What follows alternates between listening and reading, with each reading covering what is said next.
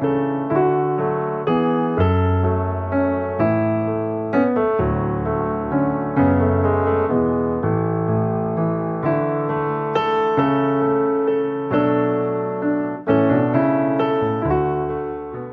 oyentes, estamos considerando los 5 testimonios que tenemos en el Evangelio de San Lucas, los capítulos 1 y 2. Hemos visto el primero, emitido por Elisabet, la parienta o prima de la Virgen María. Vamos a ver ahora el segundo testimonio, que es dado por María en la misma casa de su prima Elisabet, y lo conocemos como el Magnificat, es decir, el Cántico de María. Se conoce el Magnificat como engrandece. Vamos a leer los versículos en el Evangelio de San Lucas, capítulo 1, versículos 46 al 56. Dice lo siguiente: Entonces María dijo: Engrandece mi alma al Señor, y mi espíritu se regocija en Dios mi Salvador, porque ha mirado la bajeza de su sierva. Pues he aquí desde ahora me dirán bienaventurada todas las generaciones, porque me ha hecho grandes cosas el poderoso. Santo es su nombre. Y su misericordia es de generación en generación a los que le temen.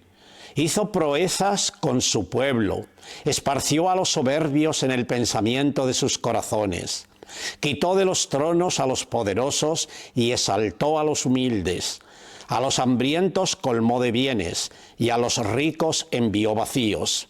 Socorrió a Israel su siervo, acordándose de la misericordia, de la cual habló a nuestros padres para con Abraham y su descendencia para siempre. Y se quedó María con ella como 3 meses, después se volvió a su casa. Animada María por la esperanza de llegar a ser la madre del Señor, como Elisabet ya había dicho en el versículo 43, la madre de mi Señor, prorrumpe con el famoso himno de alabanza y gratitud a Dios, que conocemos como el Magnificat, que viene de la Vulgata latina y significa magnifica, alaba, exalta, engrandece. Magnifica mi alma al Señor y mi espíritu se regocija en Dios mi Salvador. El versículo 46, esta fue la primera palabra de María en su cántico: engrandece, alaba, exalta. Tanto Elisabet como ahora María nos presentan expresiones de gozo y de alabanza, de las cuales solo Dios es el centro de estas expresiones. Si Elisabet celebra la llegada de la verdadera felicidad, como hemos visto en los versículos 41 al 45, María ahora canta la misericordia divina, que hemos leído en estos versículos del 46 al 55.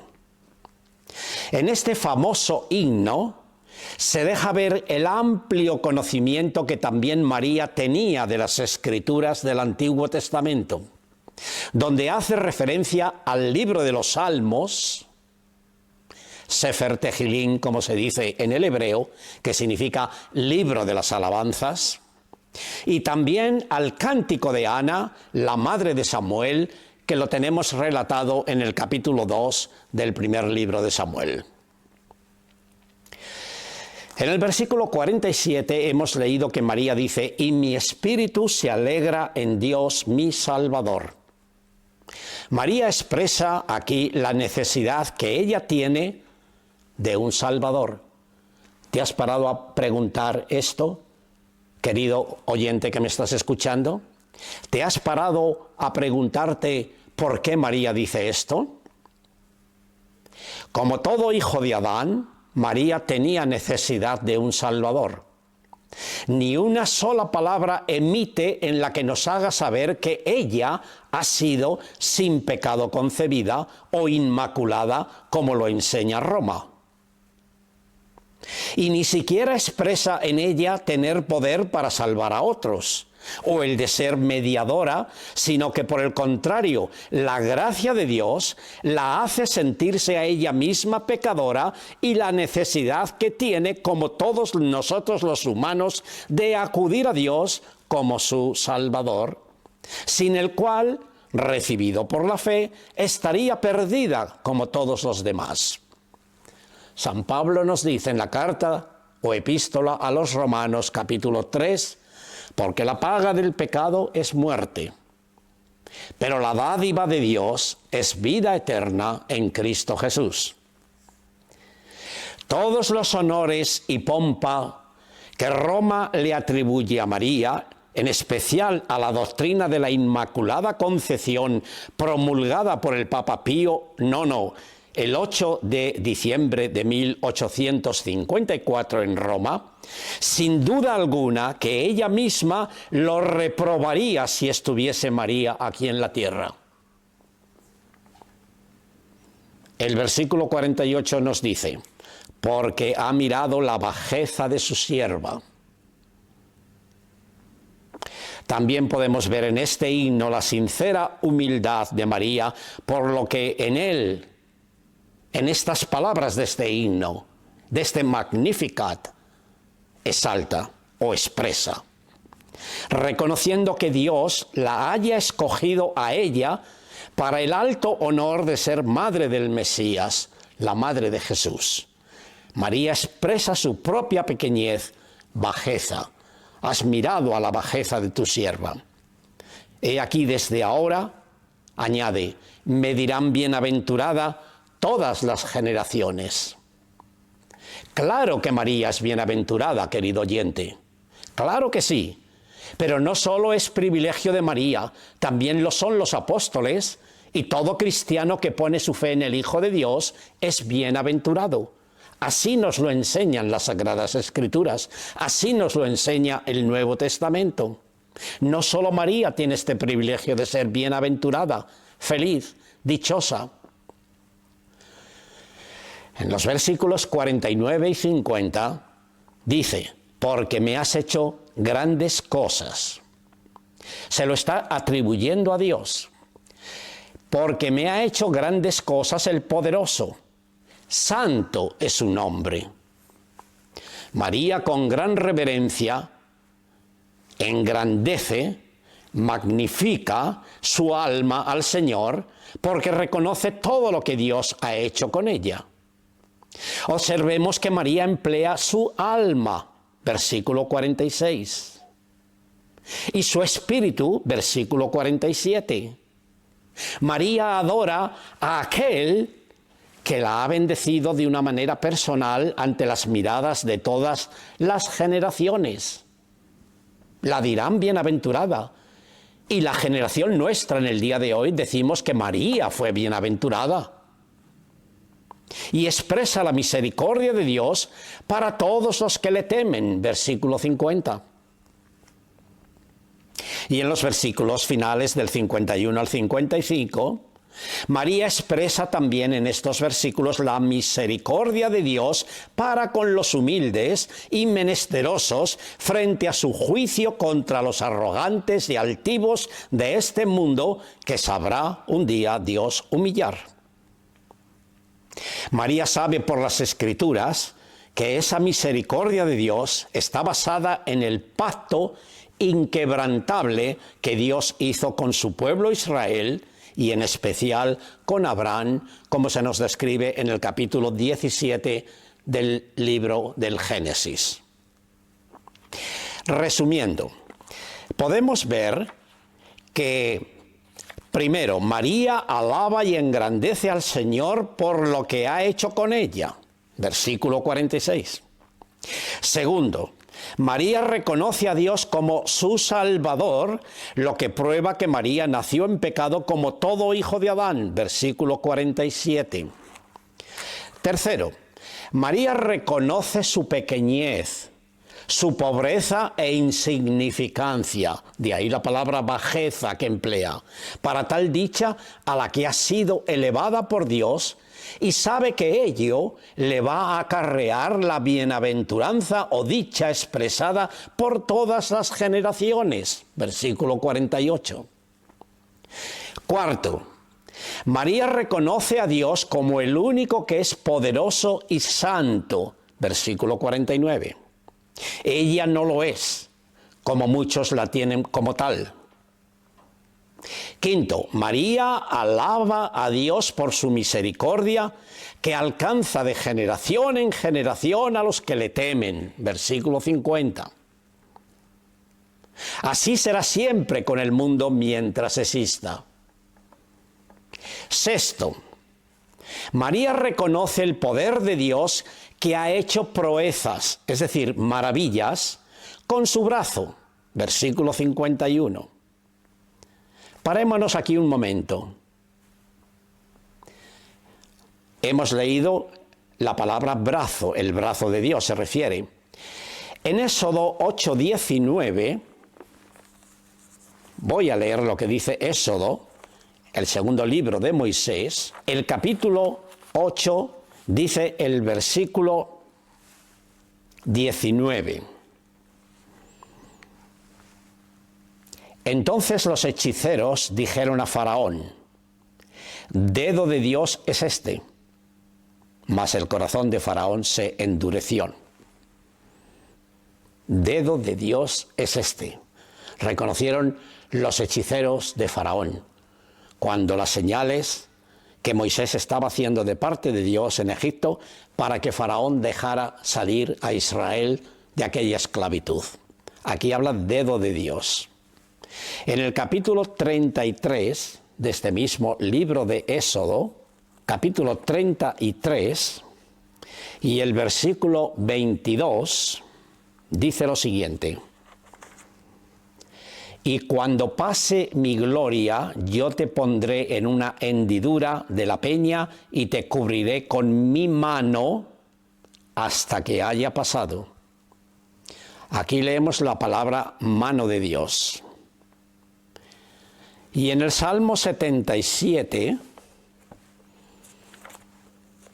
los Salmos de David, Salmo 77, versículo 15, dice: con tu brazo redimiste a tu pueblo, a los hijos de Jacob y de José.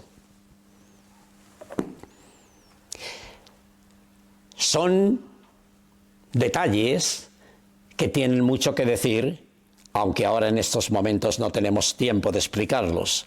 Pero hemos considerado, María habla de el brazo de Dios. En Éxodo los hechiceros a Faraón le dicen: dedo de Dios es este. En el capítulo 33 hemos leído mano de Dios. Y en el Salmo 77, brazo de Dios. El gran poder de Dios, queridos oyentes que me estáis escuchando, está simbolizado por el dedo de Dios. Su mayor poder está simbolizado por la mano. Y su máximo poder está simbolizado por el brazo de Dios. Séptimo, María reconoce cómo Dios abate a los soberbios o arrogantes, a los potentados y autosuficientes, mientras que por el contrario exalta a los pobres y humildes. Hemos leído en los versículos 51 y 52. Años más tarde lo diría su Hijo Jesús, que nació de ella. Si vamos al capítulo 14 y al capítulo 18 de este mismo Evangelio de Lucas, vemos que el Señor está hablando: bienaventurados los pobres.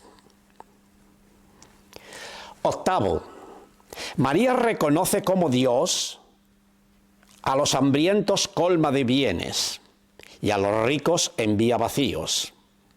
Los ricos que confían y ponen toda su confianza en las riquezas de este mundo, tarde o temprano se encuentran con las manos vacías. Noveno, María reconoce la fidelidad de Dios para con su pueblo Israel, del que ella es una ciudadana, y cómo ha manifestado su misericordia. Versículo 54, que esto podemos compararlo con otras citas como el profeta Sofonías y en otro de los salmos, por ejemplo el Salmo 98. Y 10, María reconoce y sabe por las Escrituras que Dios cumplirá todo lo que ha prometido a los padres por medio de Abraham, su siervo. Lo que dice en el versículo 55 está basado en la promesa de Dios a Abraham en el capítulo 17 del libro del Génesis. Y en el capítulo 22, Dios le vuelve a decir, bajo juramento a Abraham, que bendecirá a su descendencia. Y lo que llevará a cabo por su simiente, la cual es Cristo.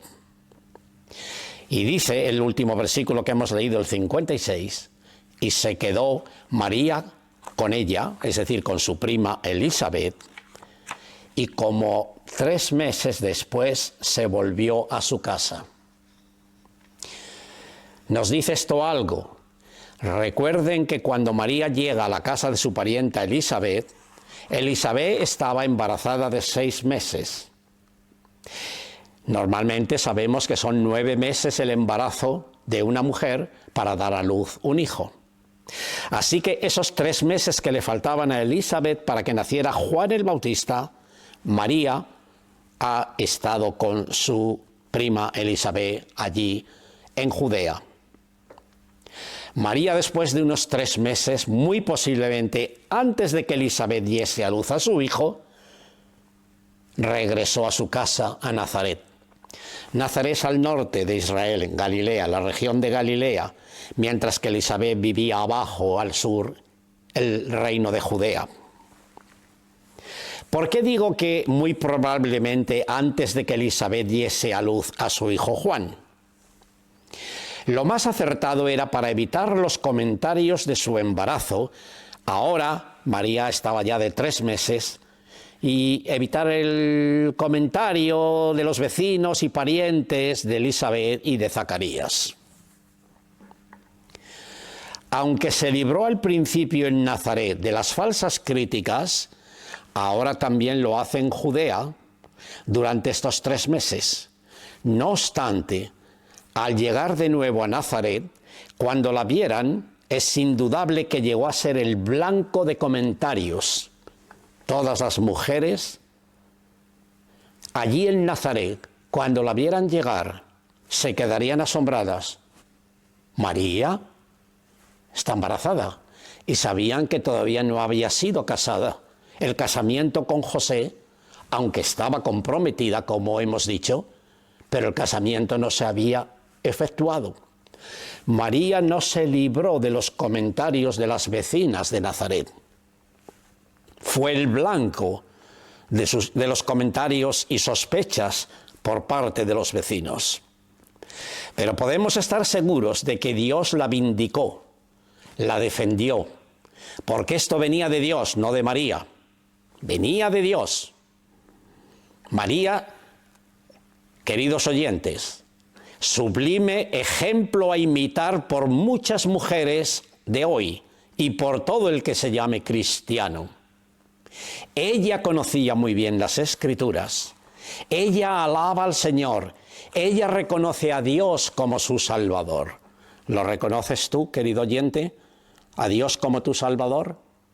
Todos somos pecadores. Y he dicho, leyendo Romanos 3:23, que la paga del pecado es muerte. Por eso todos morimos. Yo he visitado varios países y en todas las ciudades y pueblos donde yo he recorrido he visto cementerio. ¿Sabes por qué? Porque todos somos pecadores y todos morimos. Estemos donde estemos, llega la hora en que partiremos de este mundo para rendir cuentas a Dios. La paga del pecado es muerte, pero la dádiva de Dios es vida eterna en Cristo Jesús, no en María ni en los apóstoles, en Cristo Jesús. Imitemos a María como gran conocedora que era de las Escrituras y alabemos a Dios como María le alababa. Terminamos con una oración. Padre Celestial, queremos darte de nuevo las gracias por estos ejemplos que tenemos en estos hombres y mujeres del Antiguo Testamento, que fueron ejemplos para nosotros de cómo te alababan y te reconocían como el Dios Salvador, el único que puedes salvar. Y te damos las gracias porque enviaste a tu Hijo Jesucristo a este mundo para ser Salvador de los pecadores. Gracias te damos porque el que en Él cree tiene vida eterna. Si la paga del pecado es muerte, la dádiva tuya es vida eterna que nos das en Cristo Jesús, solo en Él. Como el apóstol Pedro dijo, no hay otro nombre debajo del cielo dado a los hombres en que podamos ser salvos. Fuera del nombre de Jesús no hay salvación. Que a ti sea la gloria en el nombre de tu Hijo. Amén.